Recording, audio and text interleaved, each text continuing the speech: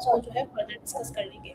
Sir Vedanta के बारे में भी यहाँ पर कई सारे सवाल आ चुके हैं। वेदांता के भी रिजल्ट्स भी आए हैं। अगर हम देखें तो नेट प्रॉफिट में भी जो है हमें जंप देखने को मिला है। ओवरऑल कंपनी के बारे में आप क्या सलाह रहेगी और क्या वेदांता में पोजीशन को ऐड करके चल सकते हैं? देखिए वेदांता का तो आज रिकॉर्ड डेट है। आई थिंक ऑलरेडी एक स्पेशल सेशन हुआ था 9:15 टू 9:45 और जो बैलेंस वाली कंपनी है जो बेसिकली 5 कंपनीज है, लेकिन जो रेसिडुअल बिजनेस है उसकी वैल्यू मुझे लगता है शुरुआत के मॉर्निंग के सेशन में करीबन 275-280 रुपया था। तो मुझे लगता है कि देखिए ये बिजनेस बहुत स्टेबल बिजनेस रहेगा क्योंकि इसमें कॉपर हुँ, आएगा, जिंक आएगा। हुँ, और रही बात दूसरी बिज़नेसेस की, जब ये लिस्ट हो गए तभी जो ऑयल का बिज़नेस है और एल्यूमीनियम का बिज़नेस है, वहाँ पे निवेश के अच्छे मौके बन सकते हैं। तो मेरे ख्याल से देखिए जब वो पाँचों कंपनीज़ लिस्ट हो गए तभी आपको प्राइसेज़ में देखने को मिलेगा। लेकिन एल्यूमीनियम और ऑयल काफ़ी प्रॉमिसिंग लग रहे हैं और जो रेसिडुअल बिज़नेस है वो भी अगर किसी को लंबी अवधि के लिए खरीदना है, मेरे ख्याल से पोर्टफोलियो में ज़रूर आप ऐड कर सकते हो। लेकिन वही कहूँगा कि टुकड़ों-टुकड़ों में खरीदिए क्योंकि आज मेरे ख्याल से फर्स्ट प्राइस डिस्कवरी हो गई है, तो उसको सेटल हुँ। होने में थोड़ा टाइम लगेगा। चलिए ठीक है, तो ये सलाह आप देख कर के चल सकते हैं। नेक्स्ट यहाँ पे सर बजाज फाइनेंस के बारे में भी समझना चाहेंगे। यहाँ पर भी हमने देखा इसके क्वार्टर रिजल्ट्स आए हैं। प्रॉफिट भी जो है 22% की बढ़त हमें देखने को मिली है। नेट इनकम में भी 20% का उछाल देखने को मिला है। रिजल्ट्स आपको कैसे लग रहे हैं सर?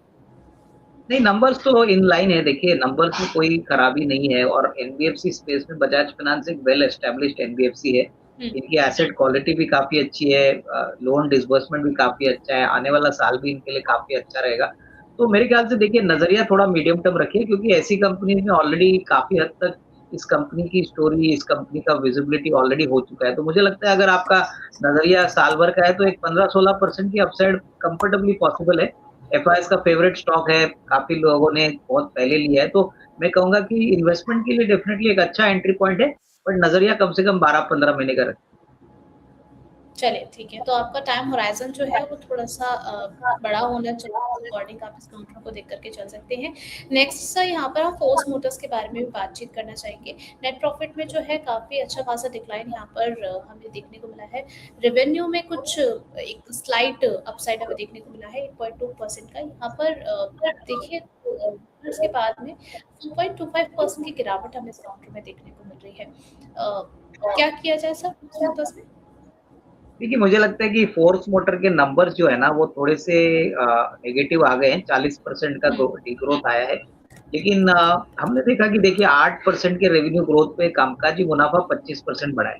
तो मुझे लगता है कि देखिए कहीं न कहीं मार्केट थोड़ा-सा प्रॉफिट आफ्टर टैक्स को देख के डिसअपॉइंटेड है, उसीलिए शेयर थोड़ा नीचे हुँ, चल रहा है।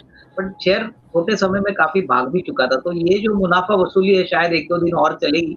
इसके बाद कंपनी की कॉन्फ्रेंस कॉल होगी, कमेंट्री आएगी, उसके बाद हमको देखना पड़ेगा कि किस प्रकार का आउटलुक मैनेजमेंट शेयर करता है। बट मेरे ख्याल से फ्रेश बाइंग की गुंजाइश अभी नहीं है, थोड़ा-सा टाइम वेट करिए। जिनके पास है वो होल्ड करें। मुझे लगता है कि देखिए अगर ये 1 क्वार्टर ऐसा है जहाँ पे प्रॉफिट वन ऑफ से गिरा है, बट अगर आने वाला साल अगर अच्छा रहता है तो इसमें ज़रूर एक वापस री-रेटिंग आएगी। तो होल्ड की राय है, but fresh buying not advice. चलिए ठीक है, तो अगर आपकी पोज़ीशन है तो होल्ड करके चल सकते हैं। यहाँ पर प्रतीक मेहता जी का सवाल आया है सर इटर्नल को लेकर के। रिज़ल्ट्स तो इन्होंने बेहतर रिपोर्ट किए हैं सर, लेकिन इस काउंटर ने काफ़ी करेक्शन दिखाया है। पिछले 1 महीने में ही हमने देखा कि काफ़ी हालत खराब इसमें देखने को मिली है। अभी भी निराश करेगा ये काउंटर? देखिए नंबर्स जो आ गए वो उम्मीद से काफ़ी अच्छे हैं और मुझे लगता है कि सारे डिविजन्स इनके काफ़ी अच्छा परफॉर्मेंस दिखा चुके हैं और नॉर्मल हुँ, जो होता है कि रिजल्ट्स के बाद जो बिकवाली आती है कि सेल ऑन न्यूज़ जैसा मामला है, तो मेरे ख्याल से हुँ, रिजल्ट्स के पहले ही स्टॉक काफ़ी चला था। तो उस पॉइंट ऑफ व्यू से मुझे लगता है कि जिनका नज़रिया शॉर्ट टर्म है वो अवॉइड करें, क्योंकि ट्रेंड तो नेगेटिव है शॉर्ट टर्म में, लेकिन मीडियम टू लॉन्ग टर्म में कि आपको अगर खरीदना है, कम से कम डेढ़ 2 साल का टाइम फ्रेम आप रख सकते हो। तो डेफ़िनेटली आप थोड़ा-थोड़ा एक्यूमुलेट करिए क्योंकि जो ब्लिंकिट का बिज़नेस है, जो हाइपर का बिज़नेस है, वो काफ़ी अच्छी तरह से ग्रो किया है। उस पॉइंट ऑफ व्यू से हमारा लॉन्ग टर्म में पॉज़िटिव व्यू है। ओके। नेक्स्ट यहाँ पे शुभांकर जी हैं, कह रहे हैं कि सर एचडीएफसी में इन्होंने 800 में बाय किया था, अभी जो है 20,000 के लॉस में चल रहे हैं, तो अभी भी एचडीएफसी में अपनी पोज़ीशन को होल्ड करके चलना है या फिर सेल कर दें? देखिए एचडीएफसी बैंक में आपका नज़रिया मीडियम टू लॉन्ग टर्म होगा तो ही आप इसमें पैसा बनाओगे क्योंकि रिज़ल्ट्स के बाद भी मार्केट को कोई हुँ, ज़्यादा उत्साह या ज़्यादा ग्रोथ का नंबर दिखाई नहीं दिया। और हमने देखा है कि यहाँ पे कॉर्पोरेट गवर्नेंस इश्यू के बाद तो और थोड़ी पिटाई स्टॉक में हुई थी। तो मुझे लगता है कि नज़रिया आपका एकदम शॉर्ट टर्म है, तो आप निकल जाइए दूसरे बैंक से, जैसे मैं कहूँगा आईसीआईसीआई बैंक है, एक्सिस बैंक है, सरकारी में हुँ, बैंक ऑफ महाराष्ट्र है। बट आपका हुँ। नज़रिया अगर डेढ़ 2 साल है, तो ही आप एचडीएफसी बैंक में पैसा बना सकते हो। तो वो बात ध्यान में रखिए कि शॉर्ट टर्म में कोई बड़ा ट्रिगर से ये स्टॉक इमीडिएटली चलेगा ऐसा लगता नहीं। चलिए ठीक है, तो मीडियम टू लॉन्ग टर्म का अगर आपका पर्सपेक्टिव है, तो आप इसे देख कर के चल सकते हैं। नेक्स्ट यहाँ पर सिद्धार्थ शर्मा जी का सवाल आया है सर, आयशा मोटर्स में क्या फ्रेश एंट्री की जा सकती है? ये ज़रूर देखिए, ऑटो सेक्टर में आइशर मोटर्स का जो पोर्टफोलियो है, रॉयल एनफील्ड ये बाइक्स बनाते हैं, प्लस कमर्शियल व्हीकल्स ट्रक्स बनाते हैं, तो इसमें कोई डाउट नहीं है आने वाला साल इनके लिए काफ़ी अच्छा रहेगा।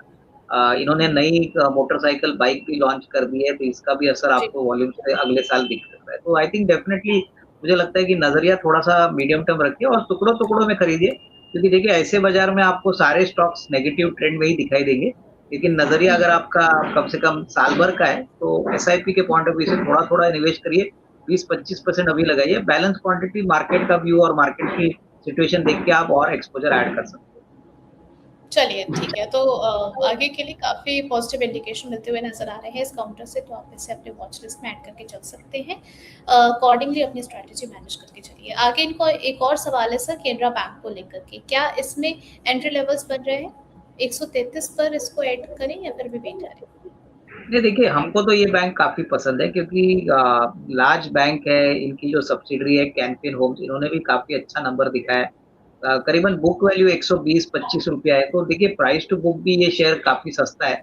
बट मेरे ख्याल से देखिए ये शेयर अगर आप खरीदते हो या इन्वेस्टर इसमें पोज़ीशन लेता है, तो टाइम फ्रेम लंबा रखिए क्योंकि ऐसे शेयर्स में क्या होता है कि इमीडिएटली शॉर्ट टर्म में तो स्टॉक बढ़ेगा नहीं।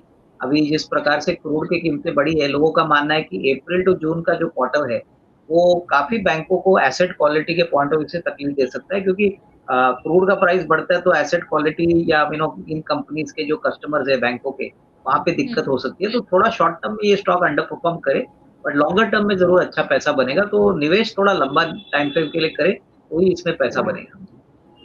चलिए ठीक है, तो अपना टाइम हॉराइज़न अगर लंबा रख रहे हैं आप, तो यहाँ पर पैसा बनते हुए आप देख पाएँगे। आगे जो है सर कुछ कंपनीज़ के रिज़ल्ट्स भी जो हैं वो इंलाइन हैं, एचयूएल के भी रिज़ल्ट्स आने वाले हैं और इस काउंटर की अगर बात करें अभी तो 23 102 पर जो है ट्रेड करता हुआ नज़र आ रहा है, आधे परसेंट की गिरावट है। कंपनी को लेकर के आपका क्या नज़रिया है सर, फंडामेंटली कैसी लगती है? कौन-सी एचयूएल के लिए? जी, जी, जी। देखिए, एचयूएल का तो मुझे लगता है कि जो भी नंबर आएगा मार्केट मैनेजमेंट से ये जानना चाहेगा कि इस बार बारिश वीक आने वाली है और रूरल हुँ, इंडिया डिमांड लीवर के लिए बहुत इम्पोर्टेंट है। तो कहीं न कहीं मुझे लगता है कि जो अप्रैल टू जून का क्वार्टर रहेगा, वो इम्पोर्टेंट रहेगा।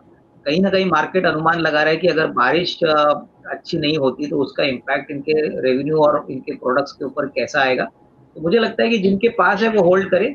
फ्रेश बाइंग की गुंजाइश अभी इमीडिएटली ना करें क्योंकि देखिए बारिश अगर नेगेटिव सरप्राइज़ देता है, तो लीवर हुँ। के लिए दिक्कतें बढ़ेंगी। वैसे तो stock fair too expensive valuations पे ही चल रहा है, लेकिन अगर हुँ। बारिश खराब होती है तो नंबर्स आने वाले क्वार्टर्स में थोड़े से दबाव में आ सकते हैं। तो होल्ड की राय, फ्रेश बाइंग नहीं करना चाहिए। चलिए, पोज़ीशन को होल्ड करके चल सकते हैं, नई एंट्री करने को लेकर थोड़ा-सा अवॉइड करने की सलाह यहाँ पर दी गई है।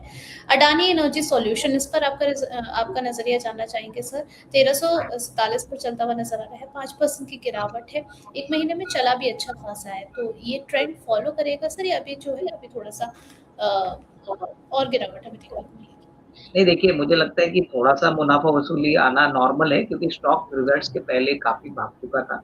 लेकिन जी। नंबर्स अच्छे हैं, मेरे ख़्याल से नेक्स्ट ईयर की भी ट्रैजेक्टरी काफ़ी अच्छी आने की उम्मीद है और मैनेजमेंट कमेंट्री भी काफ़ी अच्छी थी। तो कहीं न हुँ, कहीं मुझे लगता है कि आपका अगर शॉर्ट टर्म व्यू है तो डेफ़िनेटली आपको इसमें अवॉइड करना चाहिए क्योंकि मोमेंटम अभी नेगेटिव है। बट अगर आपका हुँ। पोज़िशनल या मीडियम टर्म व्यू है तो definitely you can stay invested. मेरे ख़्याल से खरीदने के मौके थोड़े निचले लेवल पे आते हैं, तो बन सकते हैं। ओके। अडानी पोर्ट्स के भी रिज़ल्ट आने